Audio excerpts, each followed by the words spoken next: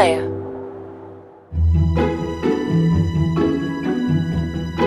You're listening to Think Like an Economist, a Himalaya learning production. For exclusive content like bonus episodes and supplemental materials for this podcast and others like it, go to himalaya.com/econ and enter promo code ECON, E-C-O-N, at checkout to get your first 14 days free.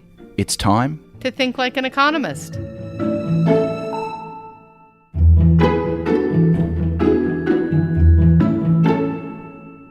We're recording this in the middle of a pandemic, and we're hearing all about how we should be wearing masks, but it seems like not enough people are following this advice. A mask doesn't just protect the person wearing it, it also prevents other people from getting infected by you. However, a lot of people are still resistant to wearing them. You know, this is a more common problem than you'd think. There are a lot of things that we should do as citizens, which are annoying or inconvenient or we can't really be bothered to do, even though it would be good for the world if we did them. The bigger point is that most of our choices have effects on other people too, and they can be good effects or bad effects. We call these side effects externalities, and that's what we'll be looking at on this week's episode of Think Like an Economist.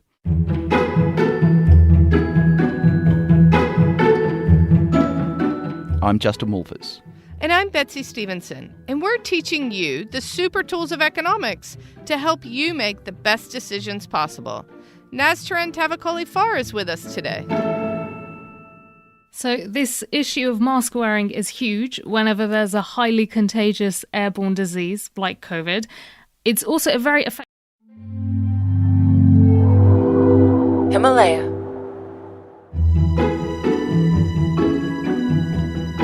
You're listening to Think Like an Economist, a Himalaya learning production. For exclusive content like bonus episodes and supplemental materials for this podcast and others like it, go to himalaya.com/econ and enter promo code ECON, E-C-O-N, at checkout to get your first 14 days free. It's time To think like an economist.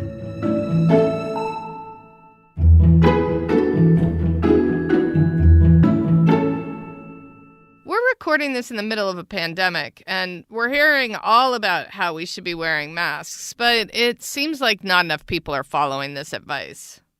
A mask doesn't just protect the person wearing it, it also prevents other people from getting infected by you. However, a lot of people are still resistant to wearing them. You know, this is a more common problem than you'd think. There are a lot of things that we should do as citizens, which are annoying or inconvenient or we can't really be bothered to do, even though it would be good for the world if we did them. The bigger point is that most of our choices have effects on other people too, and they can be good effects or bad effects.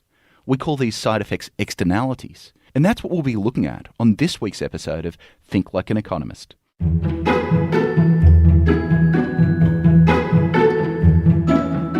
I'm Justin Wolfers. And I'm Betsey Stevenson, and we're teaching you the super tools of economics to help you make the best decisions possible. Nastaran Tavakoli-Far is with us today. So this issue of mask wearing is huge whenever there's a highly contagious airborne disease like COVID.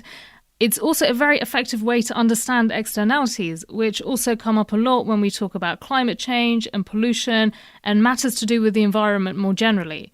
In fact, it seems like a lot of our biggest challenges on a global scale right now involve externalities. Yes, and externalities show us the limitations of relying on markets too much. There are two types of externalities.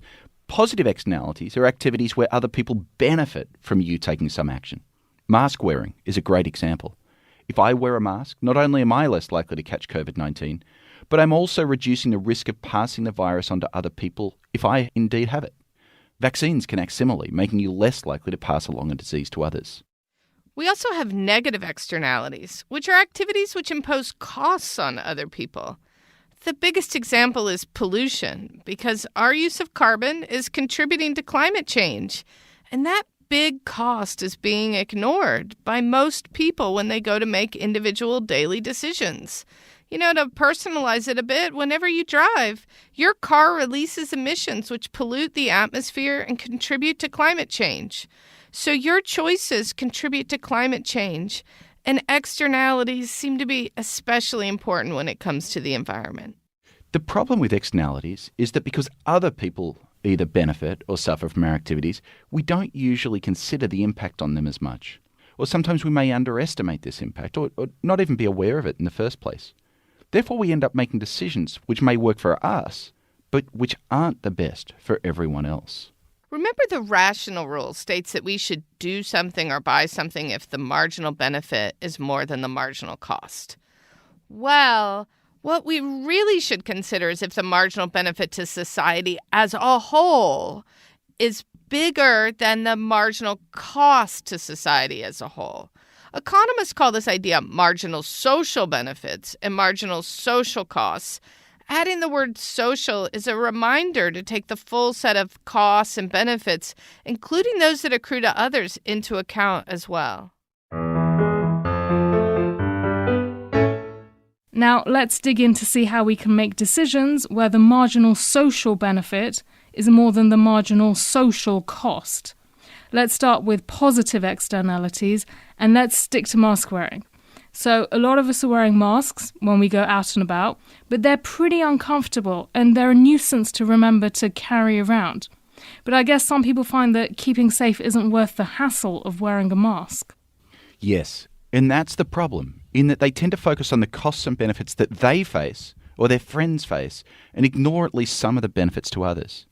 So if you're going to see your 94-year-old grandmother, you're more inclined to wear a mask than if you're in a store that has, well, someone else's 94-year-old grandmother in it.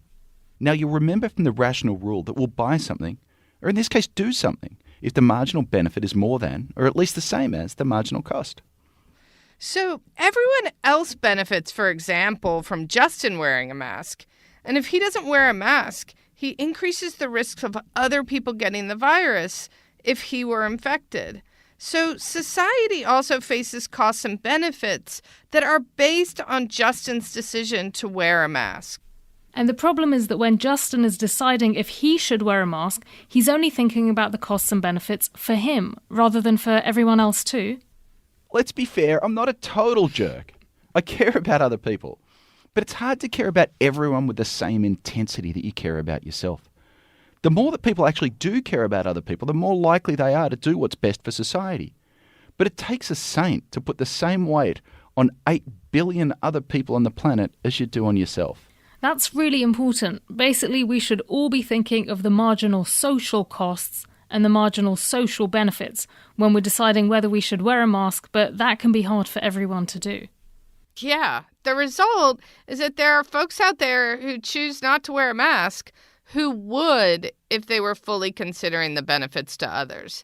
That doesn't mean everyone should wear a mask, just that there are some people for whom it's not worth it to them, but it would be worth it if they considered all the total benefits to others. The end result is that as a society, we just don't do enough of these activities that have positive externalities like mask wearing, because we tend to underestimate or undervalue the total benefits to everyone else when we make our individual decisions. And social norms can help, though. In a lot of East Asian countries, it's pretty normal and even expected to wear face masks when you have the cold or a flu. And these countries have had little trouble convincing people to wear masks, as it's already part of their culture. They've had many years of practice with mask wearing. That's true. The thing is, we don't want to have to rely on the goodness of people's hearts or to wait for huge shifts in social attitudes. There are certain things we can do right now to encourage activities which have positive externalities. One of the main things governments often do is to give subsidies, as these increase the amount of something we'll purchase or use. We looked at subsidies in our previous episode on government intervention. In the case of masks, an example of a subsidy would be to give people money to buy a mask or to provide them for free. This is exactly what France did at the peak of the coronavirus pandemic. You know, the big idea is that there are benefits that are accruing to other people that you're not taking into account. So if I'm a government, what I want to do is try to get you to act as if you were taking those benefits into account. A subsidy gives you a private benefit that, you know, is roughly equal to the benefits to others, then you'll make decisions that are more socially optimal. There can also be rules which change your own private cost and benefit calculation or, your pro and con list that'll help get more people to make the best decision for society. For instance, a lot of states and cities in the United States required people to wear masks in shops and public transit during the pandemic, or else they'd risk a fine or they wouldn't be allowed on the train. There are examples of using both approaches at the same time. The big idea is we want people to make better decisions that take into account the benefits to others. And so some stores said, look, I really need you to wear a mask to come in, but we'll also give you this mask if you come without one. So in this case, the stores used a rule about mask wearing, but they also provided the masks too as a type of subsidy.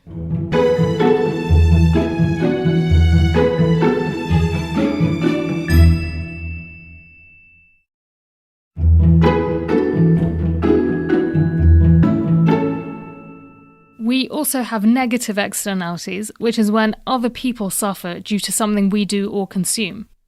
You know, if you smoke, you face costs in the form of bad consequences for your health. But you'll also, I guess benefit from if you enjoy smoking cigarettes.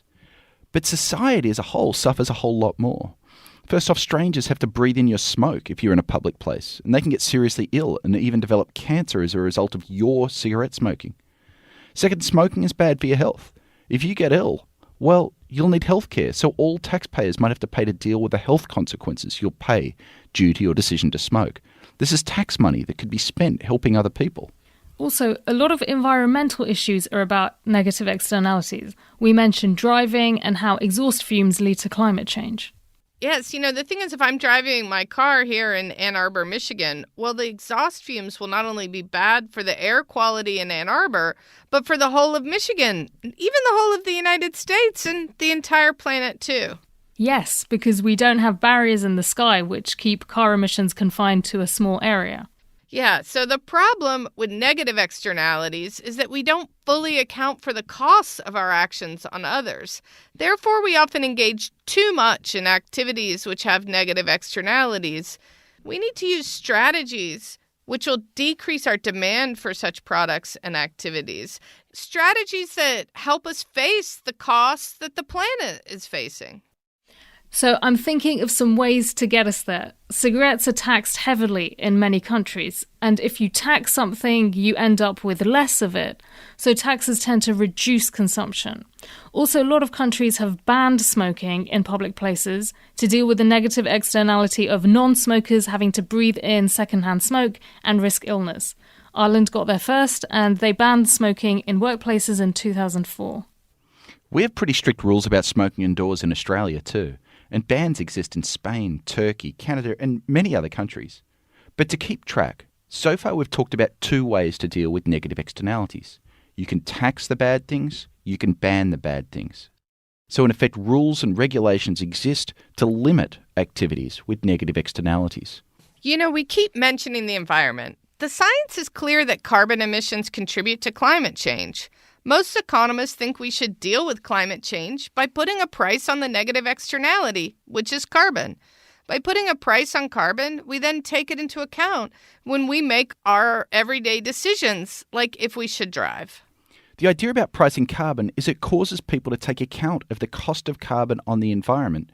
And that not only leads to better decisions today about carbon, but it creates an incentive to find other solutions to the carbon problem. When carbon's expensive, there are more opportunities to make money by finding alternatives to environment-destroying carbon use. So over time, carbon use will fall by even more. Sometimes you'll also hear people talk about cap and trade, where we use both regulation and prices to try to get to the right amount of emissions. The cap part sounds like you can only do so much of something. That's right. So the government will set a maximum quantity for emissions, for example, and then let companies trade among themselves to figure out who should actually cut their emissions. So instead of the government determining how much each specific company can pollute, it can let companies decide who should cut emissions by allowing them to trade permits among themselves. Permits allow the government to set the total amount of emissions while also letting the market do its magic. The idea is that new factories that can produce with very few emissions can produce their goods more cheaply because they're not going to need to buy as many expensive permits. In fact, they may even auction off their permits and make more money that way. In the end, the trade aspect of cap and trade pushes old, polluting companies out of business. In general, the idea of pricing negative externalities is that we want to harness market forces to help create the incentives to reduce those externalities. We get some of this with cap and trade, but I prefer carbon taxes. When we tax something, we end up with less of it, and that's what we want with negative externalities. That also means that it's a really good way for the government to raise money. Let's be realistic. Governments need to raise money. So if they tax externalities, they don't have to tax other things so much.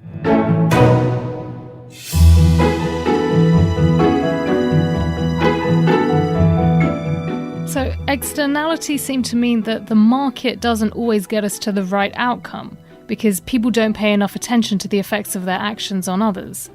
Yes, this is a form of market failure. Externalities are pervasive. The real question is, how big are they? The externalities from carbon are big and important and will affect future generations. Although one of Justin's favorite negative externalities is small and not that important. It's farting in an elevator. Hey, that's my carbon emissions right there. But I don't do it because people would give me dirty looks. So you see, there's a potential negative externality, and we've figured out a way to solve it by social norms. The key idea is that governments can help us take into account the costs or benefits that we're imposing on other people with externalities by using taxes, subsidies, or rules and regulations.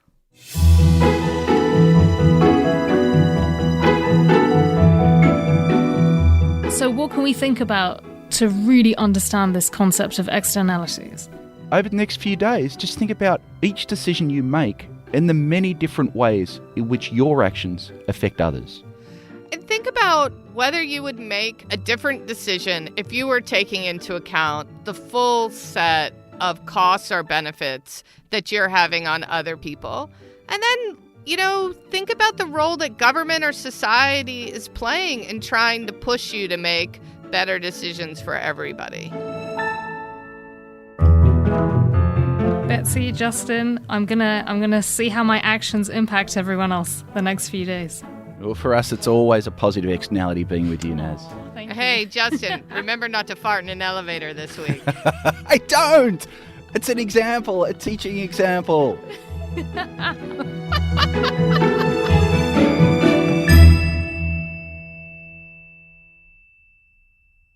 To get the most out of this show, check out our bonus episodes and supplemental materials, available only on the Himalaya Learning platform.